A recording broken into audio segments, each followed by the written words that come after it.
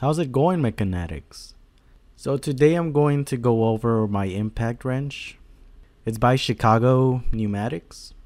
The number is CP7748, and this is the box it comes with. It's a pretty nice box. Kind of used to, boxes that don't really have much information.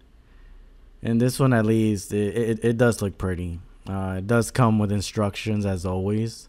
It's mostly how to disassemble it, I believe. I honestly didn't look much into it. But when you open the box, this is what you get. It's nice packaging. I did open this prior to the video, so it does look like it's open. Anyway, I really like the color. It's really nice. Nice red and black. Like, nobody at my shop has this color, and it's just it stands out from the rest, like you are not going to mistake this.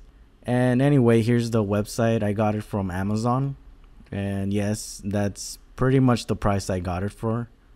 I believe I did get a bit more of a discount, but yeah, you get the nice button, and there's the number. Something I don't really like about this is you don't have a setting as to how tight or how much power you want to give it.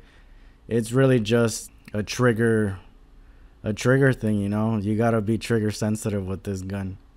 There's not much around it. And yeah, anyways, my biggest doubt getting this impact wrench was wondering if it was going to work for what I wanted for, which is basically taking off lug nuts off of cars. So I decided to put it to the test as soon as I got it, So this is a regular compact vehicle. This is, I believe it's my first time using this gun with this car, and I'm getting used to actually using it, But they did come off like nothing. It's just that was me hesitating on pushing it.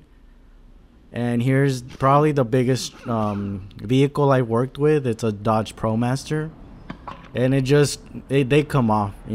There's no ifs, ands, or buts. It's going to come off. Which brings me to whether I should recommend this or not. I do recommend this, but it's not for everyone. If you are trigger sensitive, or like if you're new at the job, I don't recommend this because there is no setting as to lower the power. So if you push the button full force, you're going to break something. And for that, I can't recommend it for everyone. I really enjoy using it. This is my go-to gun. If you plan on getting this one and you're new at it, give it a couple months, get used to the guns that are in the shop, and go from there. If you feel like you can do it, yeah, I completely recommend this tool. It has gotten me off of a lot of situations where I need that extra strength, and for what I use it for, it's good. Anyways, this is pretty much the end of the video. If you have any comments or if you have any thoughts regarding this tool, feel free to comment down below. But that's gonna be it for today, Mechanatics. Thank you for watching, and until next time, this has been MechaWorks.